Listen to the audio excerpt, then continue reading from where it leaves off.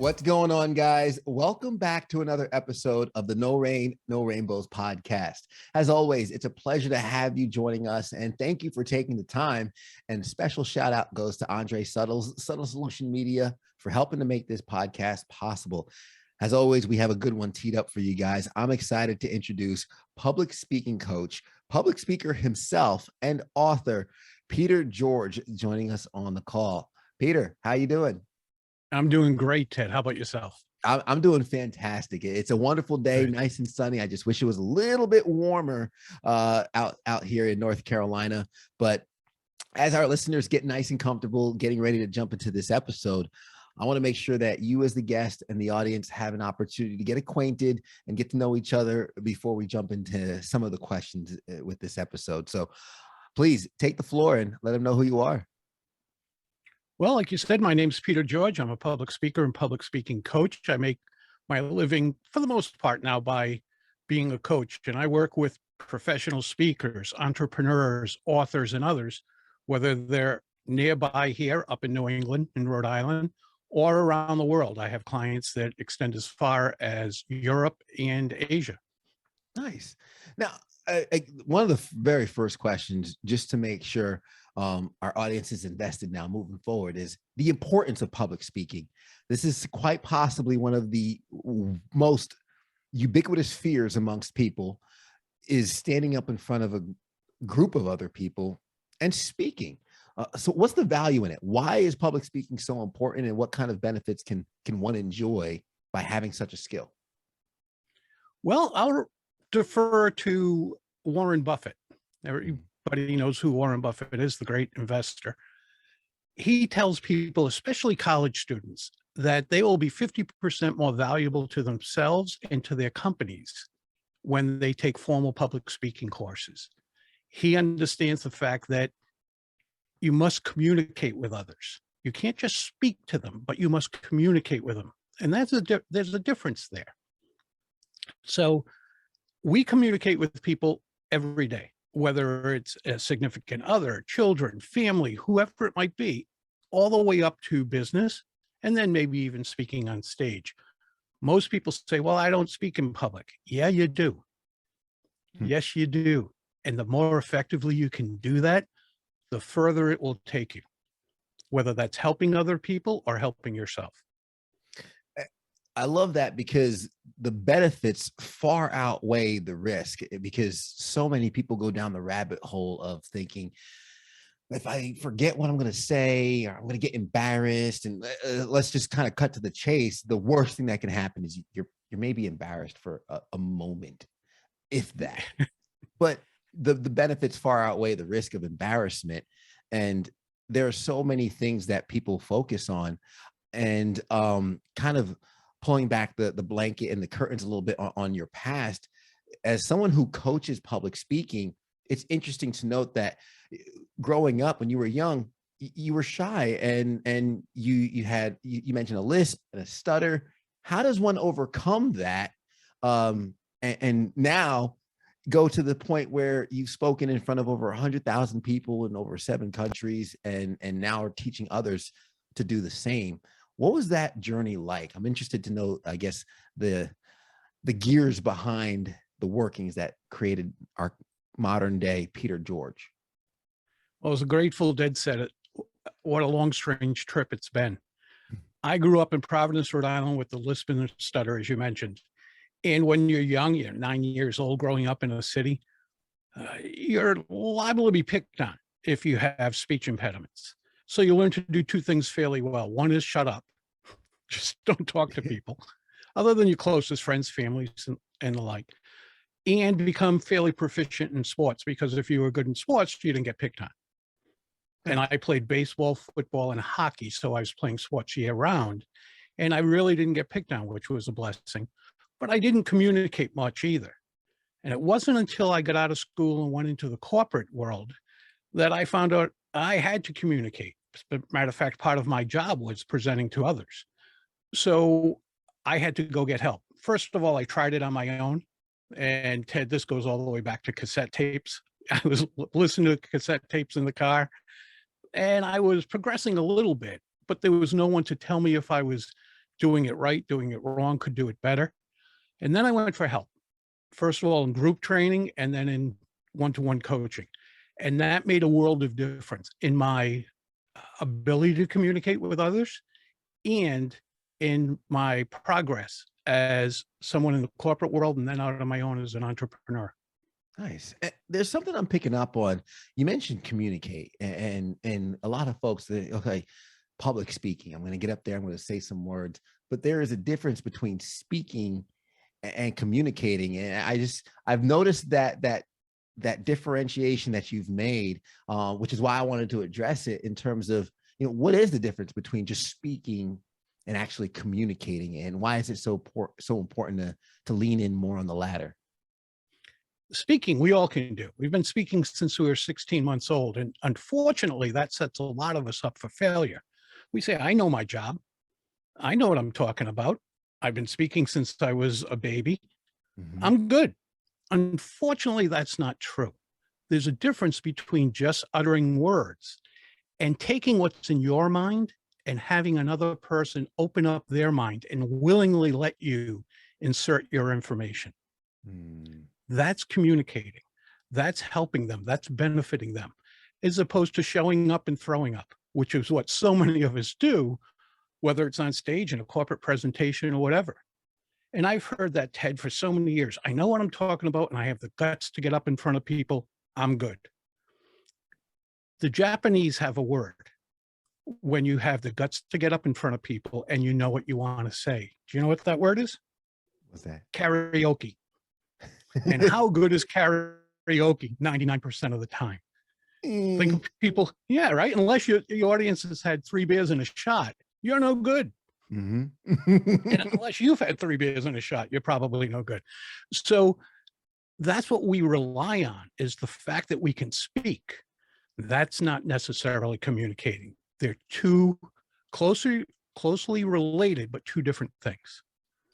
Something you just said, which was something I made a note of, showing up and throwing up, and being the fact that you just kind of alluded to it. What is that really? And I'm assuming it's not what you want to do because of the importance on communicating. Yeah, it's not what you want to do.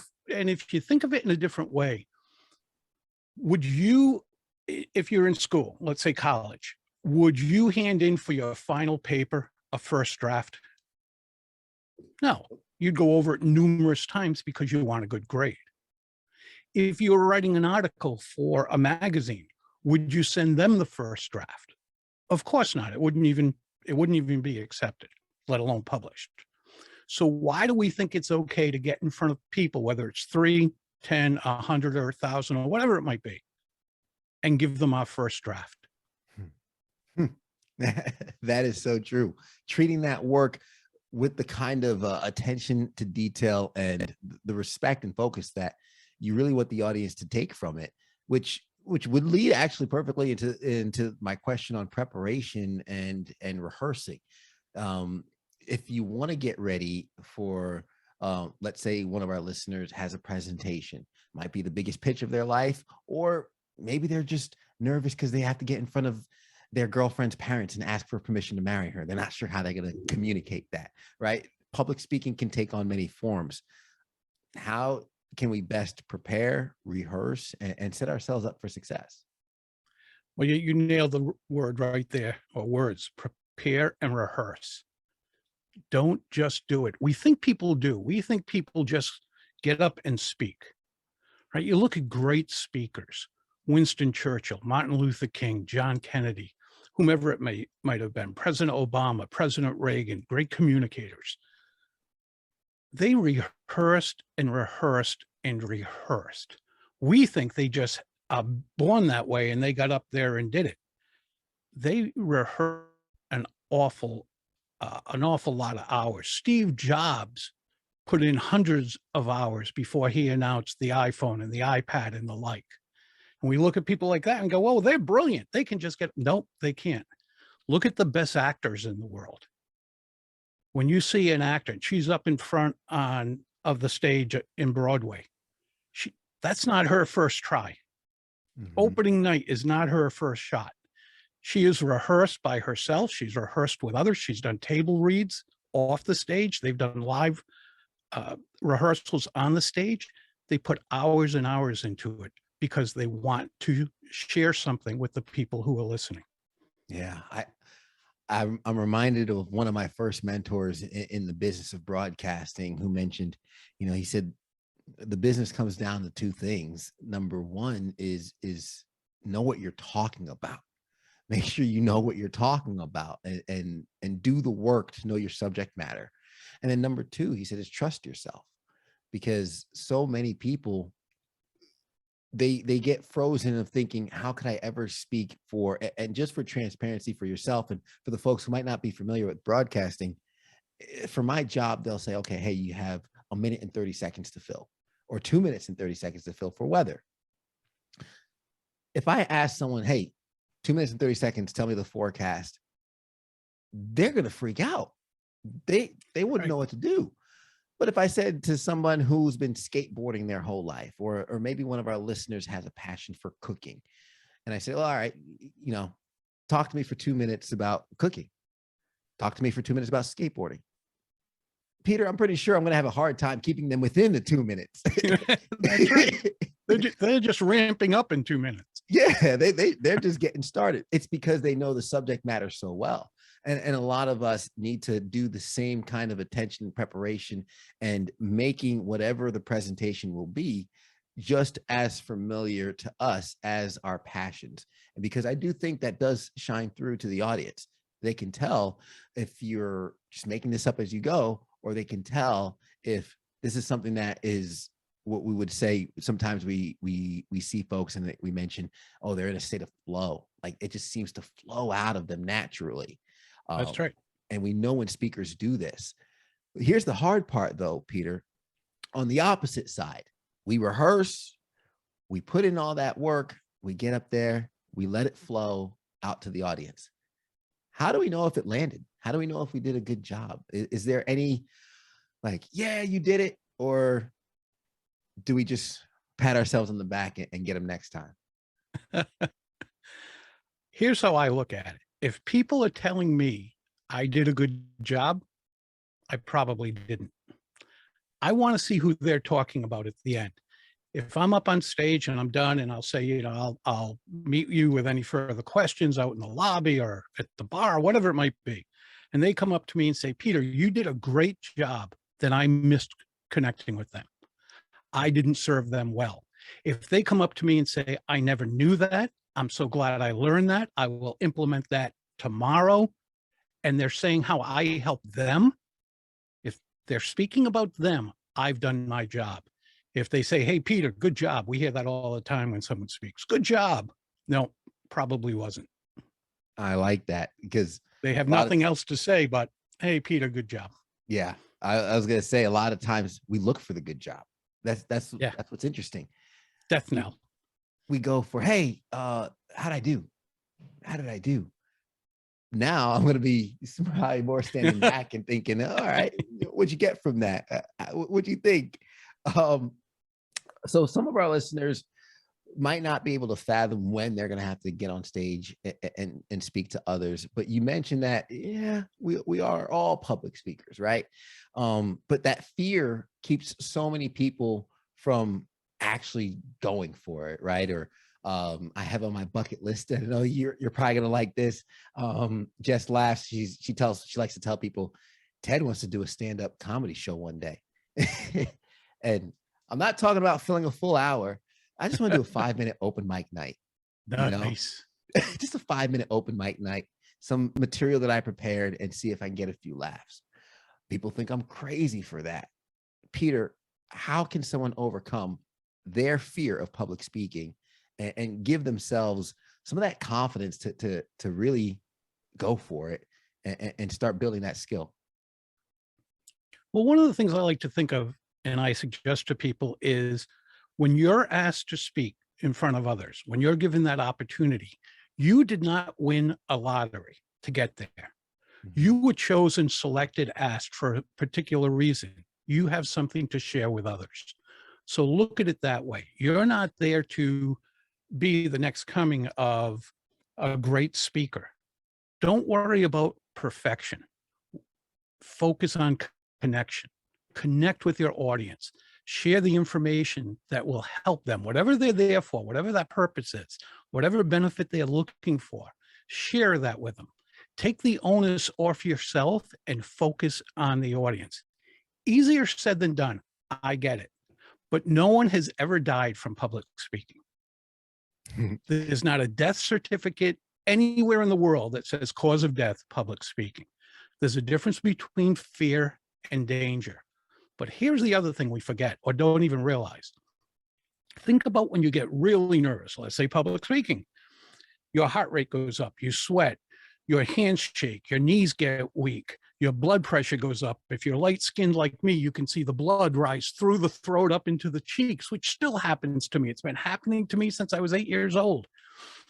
All of these things happen when you're nervous about public speaking. Now let's look at what happens when you're excited about something and your adrenaline's flowing. Let's say you're going to jump out of a plane and you like jumping out of planes. What happens? Your heart rate goes up, your blood pressure increases, you get sweaty, your hands shake, your knees get a little weak. It's the exact same thing. We label it differently. So get it in your mind. Mind game, yes, it is, but get it in your mind that this is exciting. You've been given this opportunity. If you screw up, you screw up. Ted, there's nothing you can come up with that hasn't happened to me speaking in front of others. Yeah. Nothing. I have done it all. And the greatest thing, Ted, is now that I'm older and I look at it this way, those are my favorite stories. Yeah. If I said to you, Ted, let me tell you the time I nailed it, you go, oh, all right.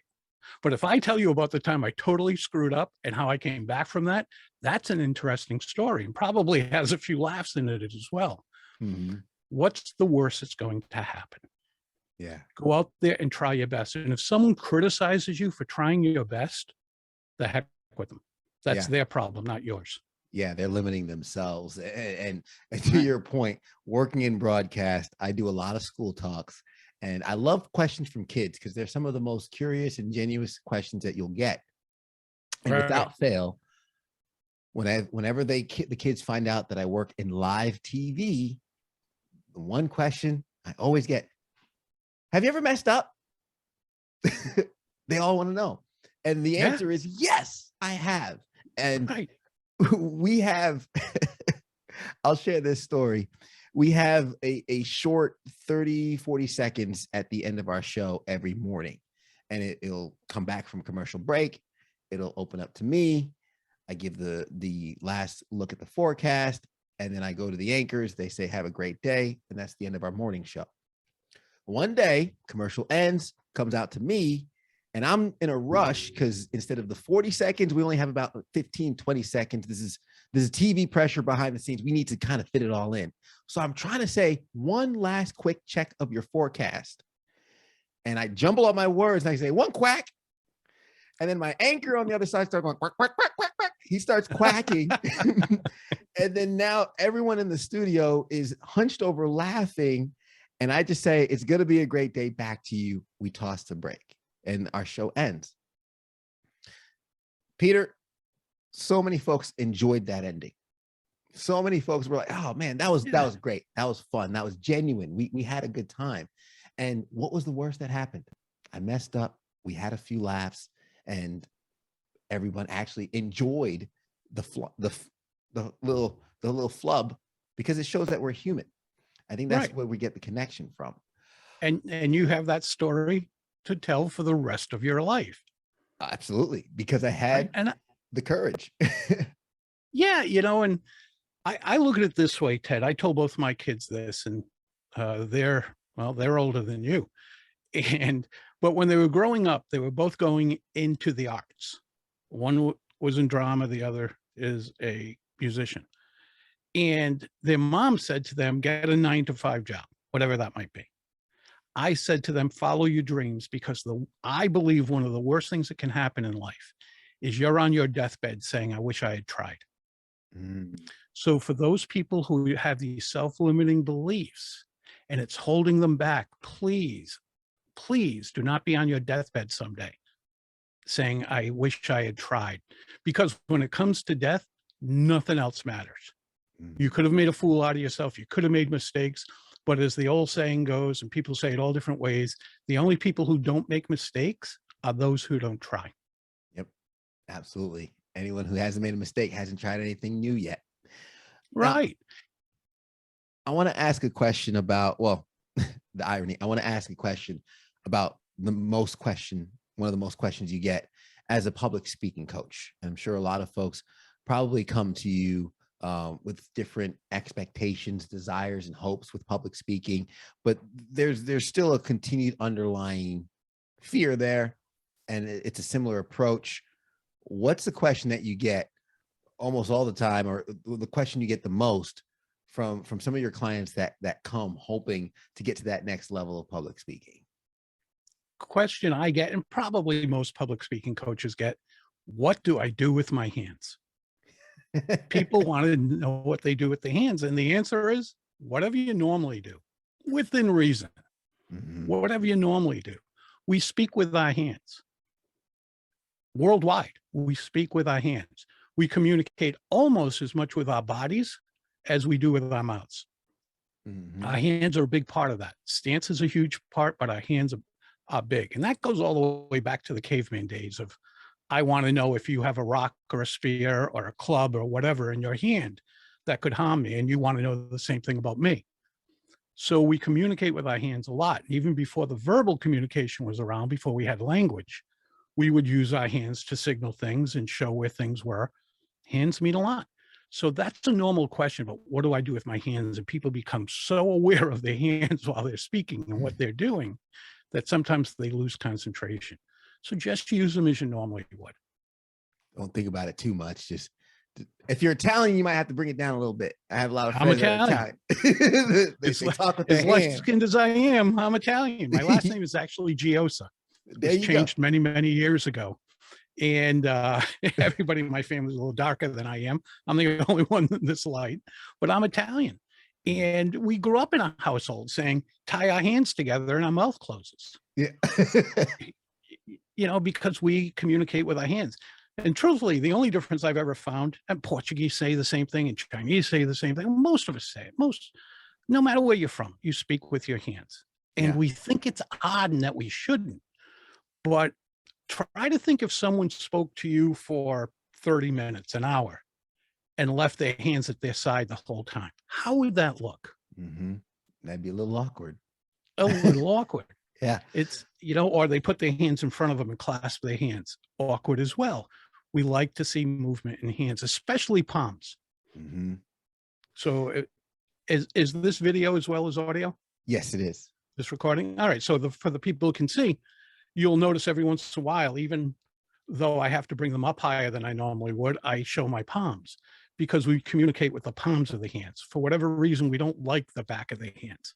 Huh. That's why we have backhanded compliment, backhanded slap, we don't find that as attractive. We communicate with open palms.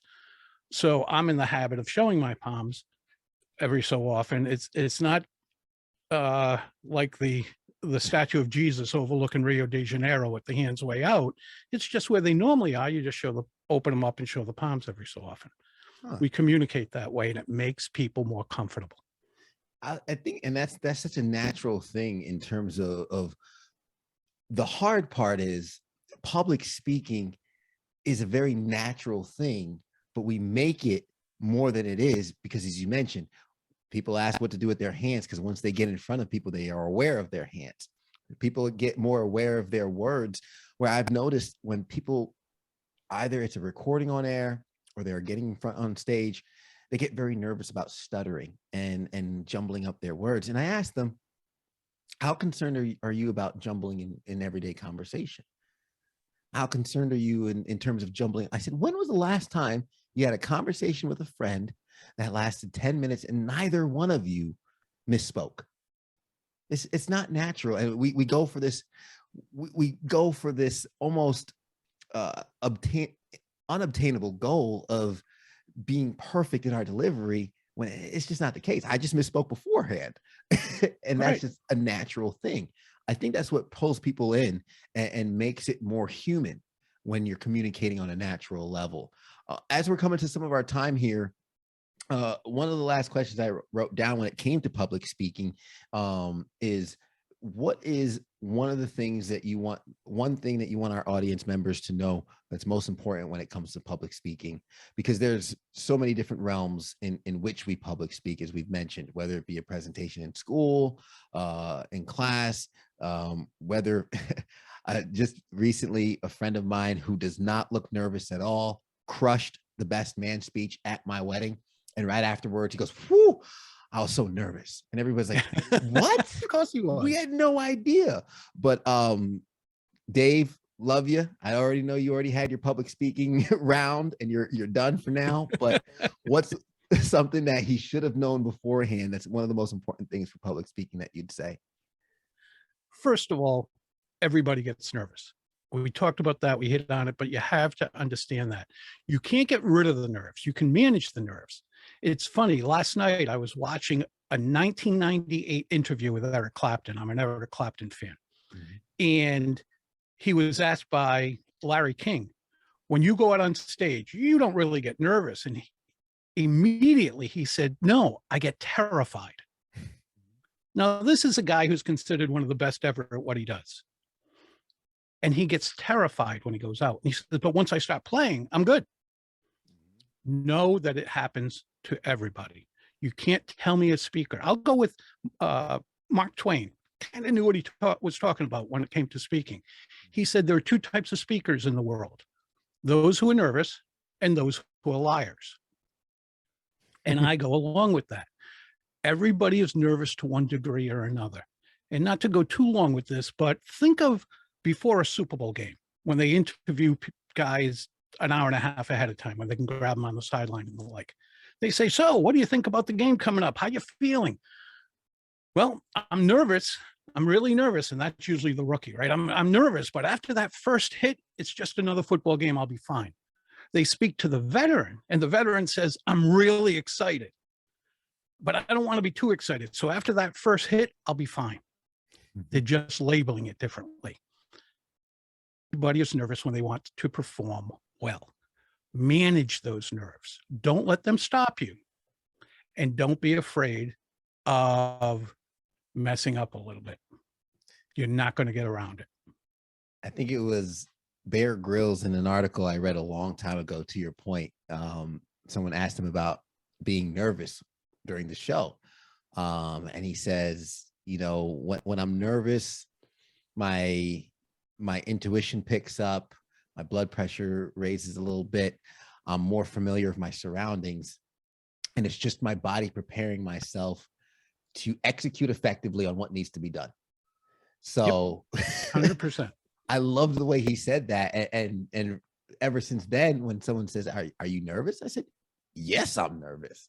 My body is prepared to execute effectively for what's about to happen. And that's all nerves are. It's just your body saying, "Hey, everybody, wake up, be attentive. We have something to do. We want to perform well." And reframing it for folks is the perfect way to really take the power back from the nerves, the fear, and everything that would keep you from standing on stage, and kind of using that more as wind behind you to push you out there. Great way to put it. Deliver that. Peter, and please. I was going to say, Ted, it's just when people have it in their mindset of being perfect. And again, I don't go for perfection, go for connection. But beyond that, how can you go wrong when you're there to share and help others? How can you go wrong? That is so true. Peter, speaking of connecting and sharing, I would love for you to share how folks can connect with you, follow some of your work, learn more from what you do, and for anyone who might be ready, whether it be in the year 2022 or in the near future, to stand on stage in front of people, or simply maybe it's just a small group and they want to get a little bit of extra coaching there in that realm. How can folks connect with you? Nice and easy. PeterGeorgePublicSpeaking.com. I love it. And I'll have that link in the show notes for them to click that and get to that destination. Very quick and simple. Peter George, Thank you so much for not just taking the time today, but sharing your expertise with us and helping us all become just a little bit better at public speaking. Thank you, Ted. It's been a pleasure. Absolutely. And really quick, I'm going to recap some of the gems that you left along the way for some of our listeners who don't have a pen and paper handy when they listen, whether you're in the car, maybe you're going on a jog or a run. We know that your hands might be full. So I went ahead and did the heavy lifting for you. Don't you worry. And jotted down some of the things that Peter said along the way. 50% more valuable.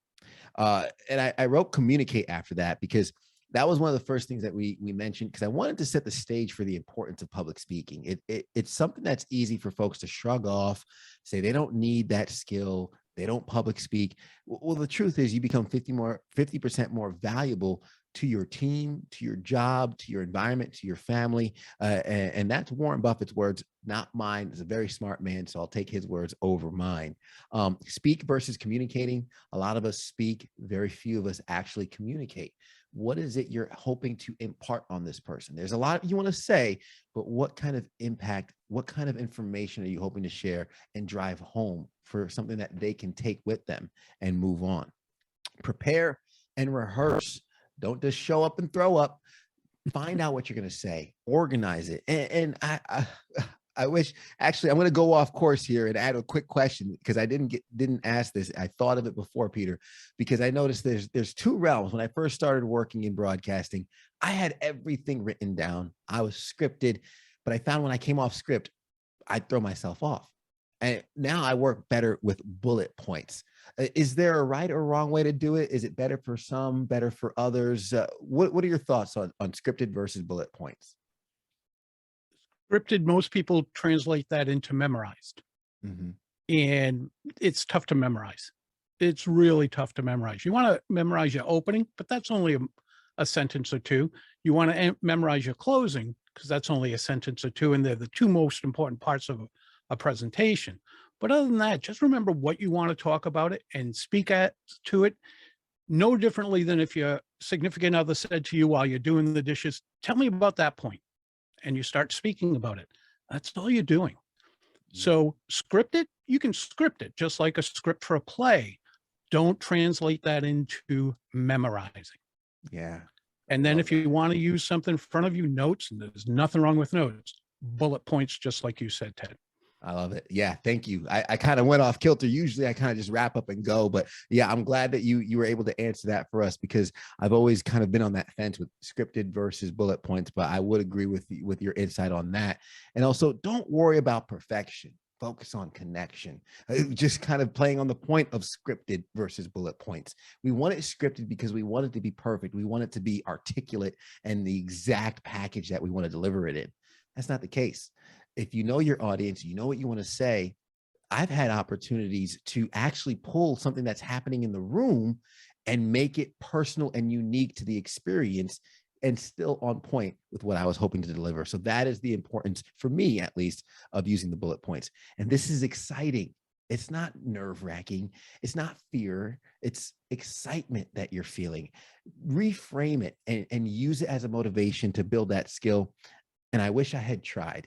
For any of the listeners out there who has not taken that step to public speak yet, who might still be a little timid, a little shy, as somebody who also was shy and timid in their young age and now is living a complete contrast to that, you would be amazed at what is on the other side of your discomfort. Guys, thank you so much for making it to the end. Thank you again to Peter George for sharing with us. If you got value from this, please share it with a friend. It's the best compliment you can give us. And of course, leave a rating to let us know how we're doing. We only improve when you let us know what areas we can improve in. And of course, if you really love this podcast, you can subscribe to get a new episode each and every single week, and even subscribe to our Patreon page for as little as $1 a month for extra audio from our speakers like Peter and others. Guys, thanks again for making it to the end. And as we always say, everybody wants the sunshine, but they don't want the rain. But you can't get the pleasure without first the pain. Let's go.